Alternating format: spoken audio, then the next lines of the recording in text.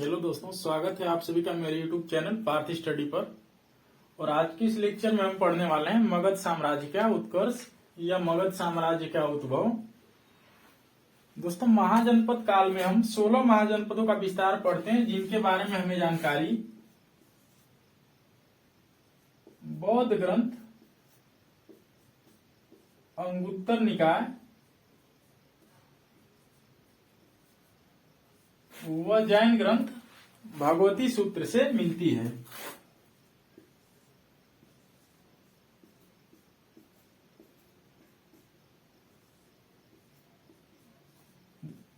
जिसमें जो सबसे ज्यादा सर्वाधिक विस्तार जिस राज्य का हुआ वह है मगध राज्य। मगध राज्य का विस्तार सबसे अधिक होने का कारण है मगध साम्राज्य की भौगोलिक स्थिति, जो कि इसको एक अनुकूल परिस्थिति प्रदान करती थी इसके विस्तार में। इस पर किसी शत्रु का आक्रमण करना भी बहुत ही मुश्किल था, इसको जीतना मुश्किल था।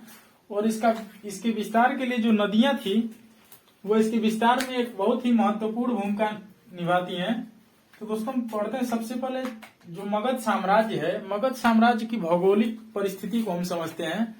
मगध साम्राज्य के उत्तर में गंगा नदी, दक्षिण में विंध्य पर्वत, इसके पूर्व में चंपा नदी व इसके पश्चिम में सोन नदी हमें देखने को मिलती है, जिसकी वजह से इस पर कोई बाहरी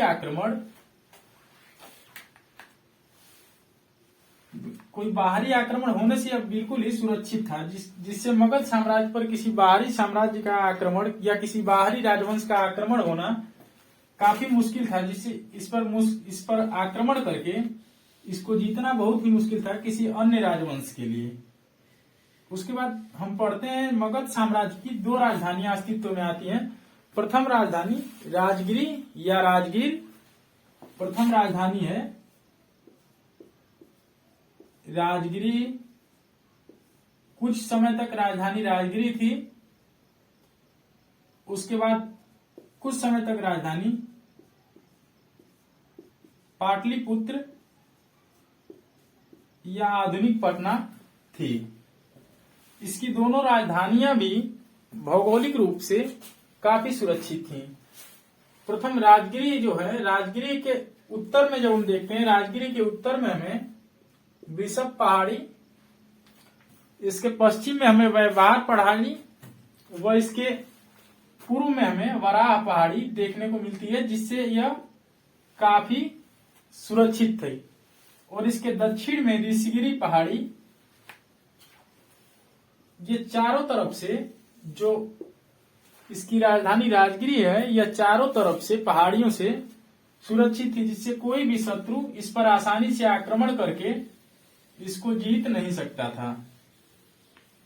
अब इसकी जो दूसरी राजधानी है पाटलिपुत्र या आधुनिक पटना, वर्तमान समय में भी यह दक्षिण में सोन नदी से, उत्तर पूर्व में यह उत्तर और पूर्व में यह गंगा नदी से,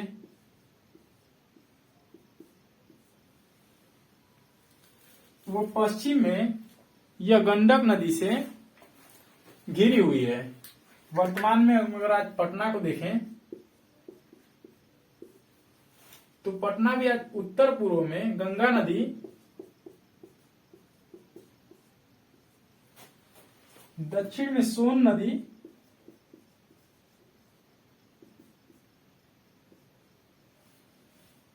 यह इसकी जो वर्तमान में परिस्थिति है, यह उत्तर पूर्व में गंगा नदी, दक्षिण में सोन नदी व इसके पश्चिम में गंडक नदी से घिरा हुआ है।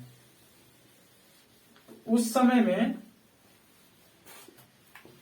जो मगध साम्राज्य की दूसरी राजधानी पाटलिपुत्र हुई, यह भी चारों तरफ से सुरक्षित थी।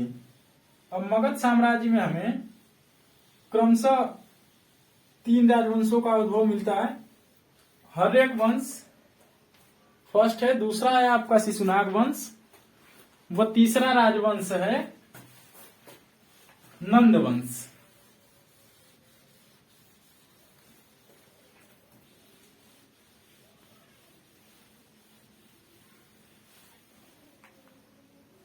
मगध साम्राज्य पर जो हमें प्रामाणिक जानकारियां हैं उनके हिसाब से इस पे क्रमशः 3 राजवंशों का शासन था। प्रथम है हर्यक वंश, द्वितीय है शिशुनाग वंश,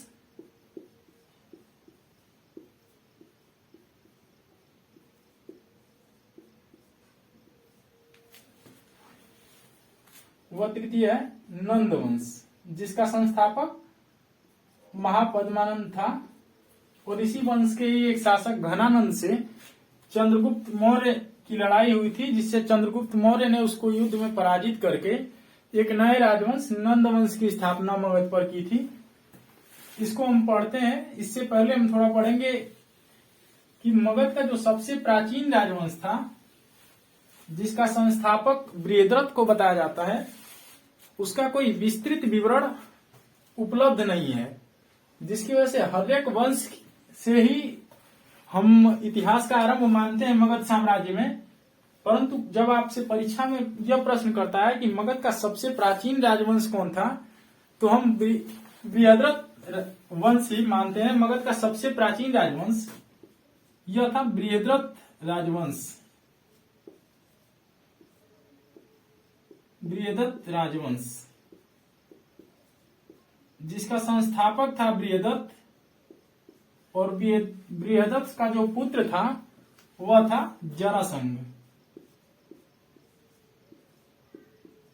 बृहद्रथ का पुत्र जरासंध, और जरासंध के पुत्र का नाम था सहदेव। और सहदेव का जो पुत्र था उसे रिपुंजय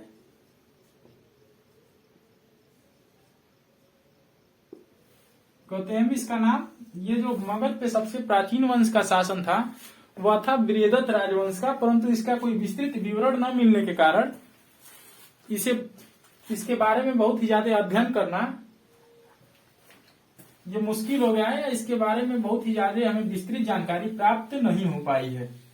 मगध का जो ऐतिहासिक रूप से जिसके ज्यादा साक्ष्य मिले हैं आपके बौद्ध ग्रंथ अंगुत्तर निकाय और जैन ग्रंथ भगवती सूत्र में, वो है आपका हर्यक वंश। प्रथम है आपका हर्यक वंश, यह आपका हर्यक वंश। हर्यक वंश का जो संस्थापक था, हर्यक वंश का संस्थापक बिंबिसार था।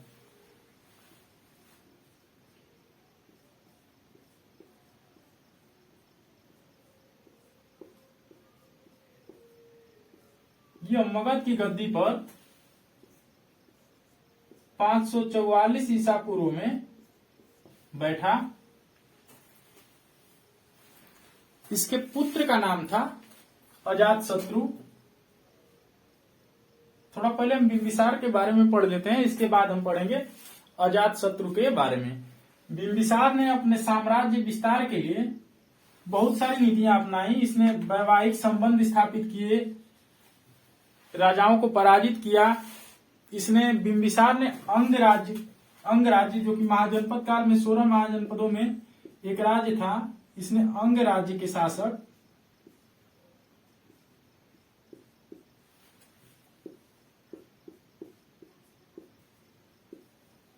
ब्रह्मदत्त, इसने अंग राज्य के शासक ब्रह्मदत्त को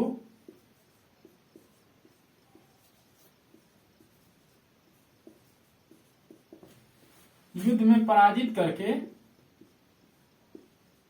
इसने अंगराज्य के शासक ब्रह्मदत्त को युद्ध में पराजित करके अंगराज्य को यह मगध में मिला लिया।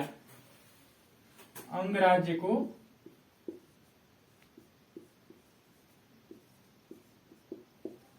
जो बिंबिसार था यह मगध राज्य का बहुत ही ज्यादा विस्तार करना चाहता था। यह बहुत ही कई तरीकों से यह मगध राज्य का बहुत ही ज्यादा विस्तार किया, और इसने वैवाहिक संबंध से भी मगध राज्य का बहुत ही ज्यादा विस्तार किया। इतिहास में इसके बहुत सारे सैकड़ों शादियों का विवरण मिलता है, जिसमें से 3 जो सबसे महत्वपूर्ण है प्रथम इसने क्या किया, कोसल नरेश, जो कोसल देश के राजा थे, प्रसेनजीत, कोसल देश के राजा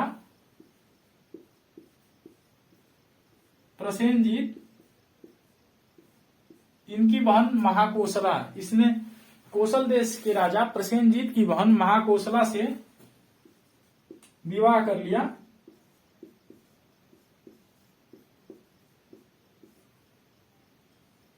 और कोसल देश भी मगध साम्राज्य का एक हिस्सा बन गया। और इसके साथ साथ कोसल नरेश प्रसेनजीत के अधिकार में जो है, वो काशी क्षेत्र भी कोसल नरेश प्रसेनजीत के अधिकार में था, जिससे काशी क्षेत्र भी मगध साम्राज्य में मिल गया। इस तरह से मगध साम्राज्य का विस्तार धीरे धीरे होता गया और भविष्य में हम इसका विस्तार बहुत ही ज्यादा देखते हैं। दूसरी जो इसने शादी की, यह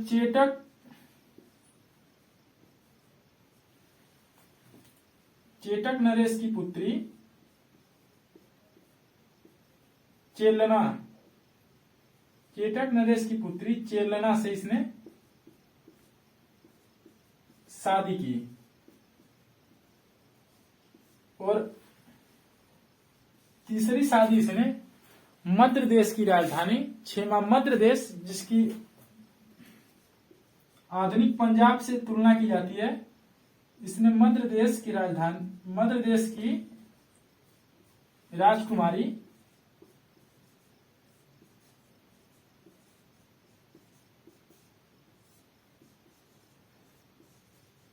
क्षेमा से शादी की। मध्य देश जिसको आधुनिक पंजाब माना गया है, तो हर्यक वंश का जो संस्थापक बिंबिसार था, यह अपने साम्राज्य का बहुत ही ज्यादा विस्तार करना चाहता था। तो इसने तरह तरह की नीतियां अपनाई। इसने अंग देश के शासक ब्रह्मदत्त को हराकर अंग राज्य को मगध में मिला लिया और इसने वैवाहिक संबंध स्थापित कर अपने साम्राज्य का भरपूर विस्तार किया।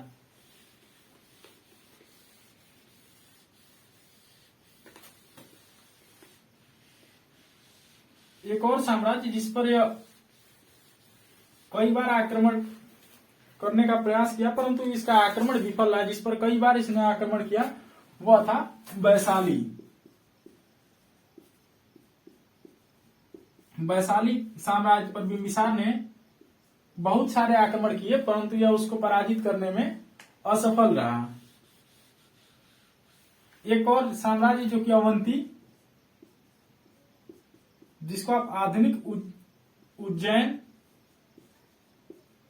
यह मध्य प्रदेश का एक हिस्सा है। यह मध्य प्रदेश अवंती राज्य जो कि मध्य प्रदेश में, वर्तमान के मध्य प्रदेश में स्थापित था। यहाँ के राजा का नाम था चंद्रप्रद्योत।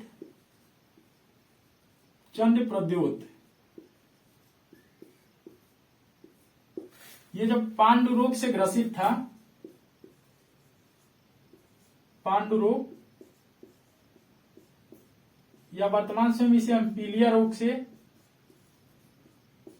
समझ सकते हैं। जब यह पीलिया रोग या पांडु रोग से ग्रसित था, तो बिंबिसार ने इसकी सेवा के लिए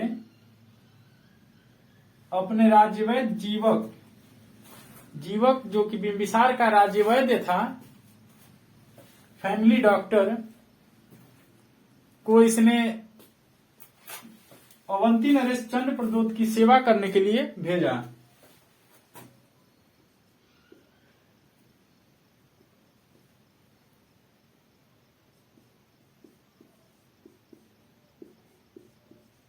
बिंबिसार का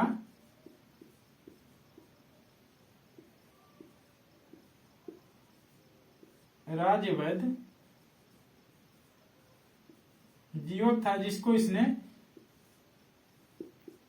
चंद्रप्रद्योत की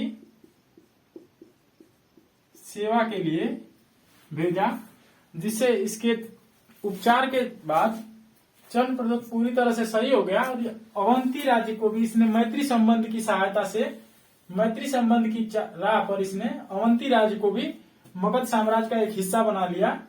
या फैमिली डॉक्टर या राज्यवैद्य को भेजकर इसने अवंती राज्य को भी मगध में मिला लिया।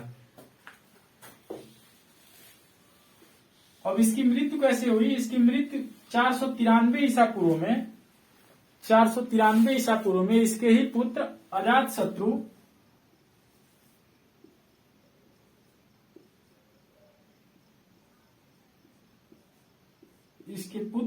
शत्रु ने बिंबिसार के पुत्र अजात शत्रु ने 493 ईसा पूर्व में इसकी हत्या कर दी। इस कारण अजात शत्रु को पितृहंता या इसका एक और उपनाम कुड़िक के नाम से भी जाना जाता है। अजात शत्रु को पितृहंता या इसका एक और उपनाम है कुड़िक, तो इसे पितृहंता या कुड़िक के नाम से जाना जाता है। अजात शत्रु का जो मंत्री था या इसका जो मुख्य सलाहकार था उसका नाम था वर्षकार।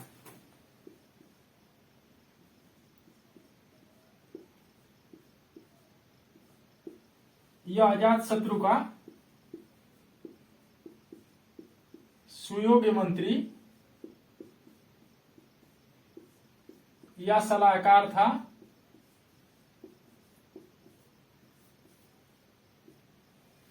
अजात शत्रु जिसके शासनकाल में प्रथम बौद्ध संगति राजगृह में हुई थी। अजात शत्रु का पिता बिंबिसार वैशाली पर इसने कई सारे आक्रमण किए, परंतु यह वैशाली को पराजित करने में विफल रहा, वैशाली साम्राज्य को। तो उसका जो पुत्र आया अजात शत्रु, इसने अपने सुयोग्य मंत्री या अपने मुख्य सलाहकार वर्षकार की सहायता से वैशाली साम्राज्य को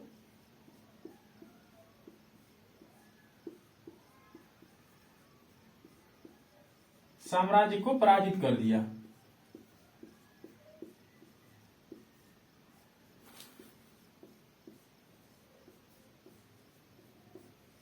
और इसने वैशाली को भी मगध साम्राज्य में मिला लिया, जिससे मगध साम्राज्य का विस्तार थोड़ा और बढ़ गया।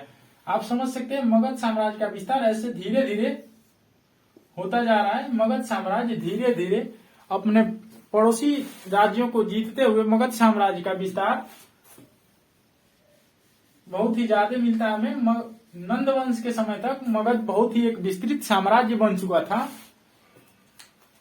मगध साम्राज्य पर जो इसका अजात शत्रु, जिसके पिता बिंबिसार ने कौशल नरेश प्रसेनजीत की बहन महाकोशला से शादी की थी, तो जब अजात शत्रु ने अपने पिता बिंबिसार की हत्या कर दी, उसके पिता के शोक में ही इसकी माता महाकोशला की भी मृत्यु हो गई।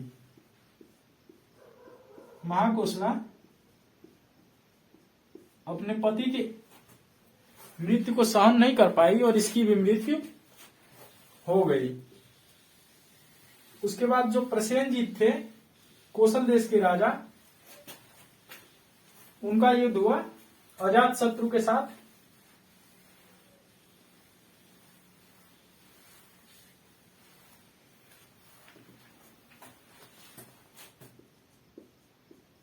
अजात शत्रु के साथ युद्ध हुआ कौशल नरेश प्रसेनजीत का, जिसमें अजात शत्रु ने कौशल नरेश प्रसेनजीत को पराजित कर दिया।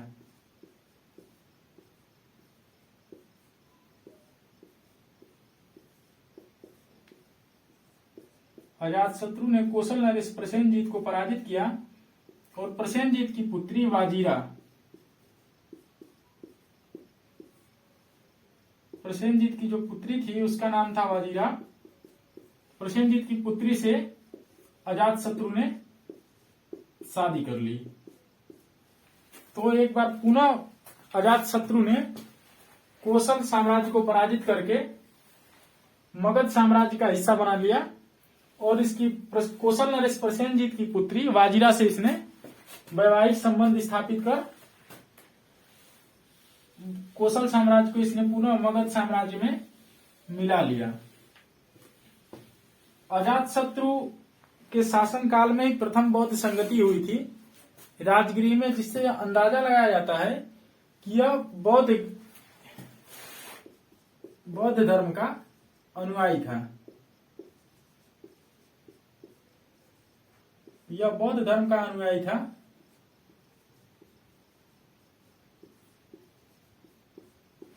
परंतु इसने जैन धर्म का विरोध नहीं किया। यह जैन धर्म का भी उतना ही सम्मान करता था जितना बौद्ध धर्म का।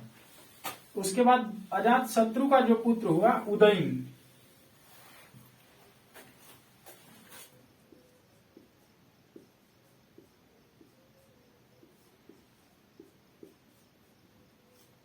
अजात शत्रु का पुत्र हुआ उदयन।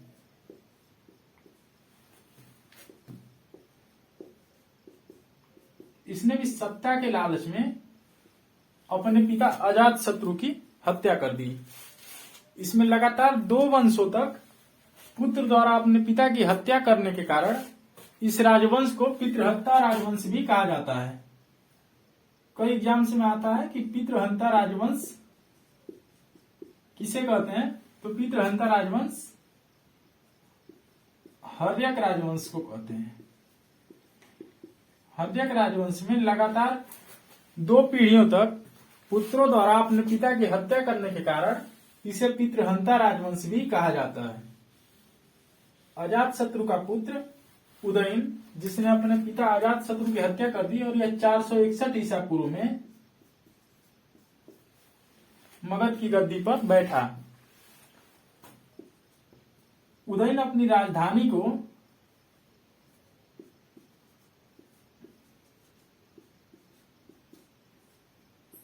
राजगिरी से हटाकर, प्रारंभ में बिंबिसार की राजधानी राजगिरी थी। अजात शत्रु के समय में भी राजधानी राजगिरी रही, परंतु जब उदयन राजा हुआ तो यह अपनी राजधानी को राजगिरी से स्थानांतरित कर पाटलिपुत्र ले गया। उदयन जो है जैन धर्म का मतानुयायी था।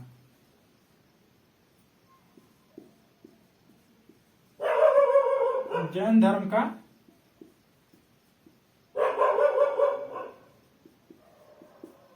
अनुयायी था उदयन।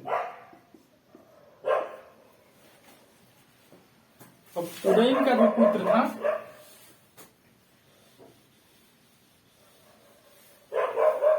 नागदशक, यह हर्यक वंश का अंतिम राजा हुआ।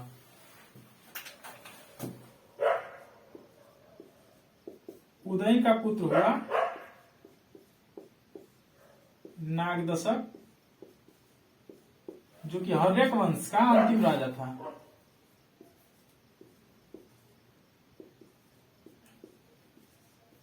हर्यक वंश का अंतिम राजा नागदशक। नागदशक को पराजित करके इसका एक अमात्य या इसका एक मंत्री या इसका एक कार्यकर्ता कह सकते हैं, इसके एक मंत्री शिशुनाग ने इसको पराजित करके मगध पर एक नए राजवंश शिशुनाग राजवंश की नींव डाली। शिशुनाग वंश, हर्यक वंश के बाद जो अस्तित्व में आता है वह है शिशुनाग वंश। शिशुनाग वंश की स्थापना शिशुनाग ने की और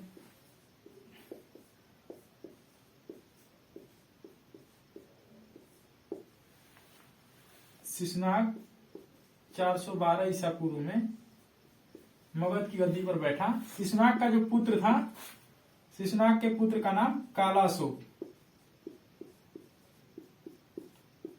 कालाशोक, इसी के समय में द्वितीय बौद्ध संगति हुई थी। कालाशोक के समय में ही द्वितीय बौद्ध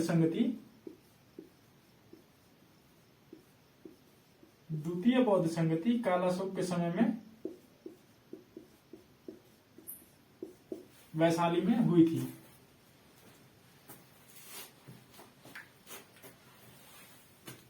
कालाशोक के बाद मगध पर जो अंतिम शासक के रूप में शिशुनाग वंश का जो अंतिम शासक था उसका नाम था नंदीवर्धन।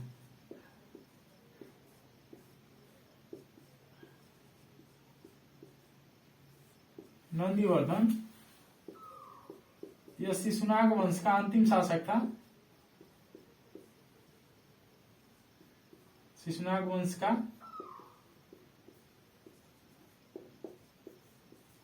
अंतिम शासक था। शिशुनाग वंश का अंतिम शासक नंदीवर्धन था, जिसकी हत्या करके महापद्मानंद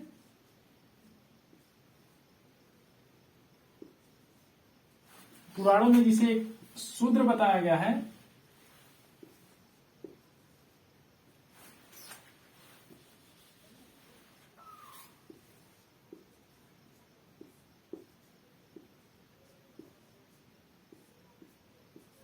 महापद्मानंद ने मगध पर एक नए साम्राज्य नंद वंश की नींव डाली।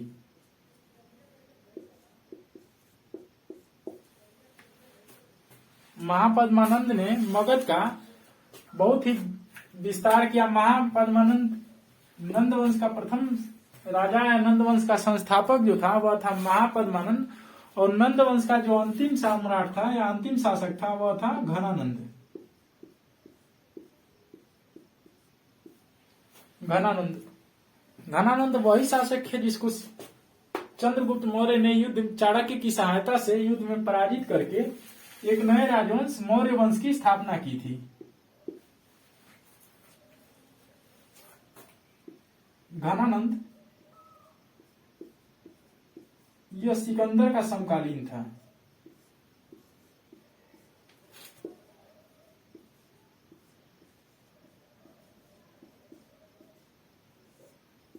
घनानंद सिकंदर का समकालीन था।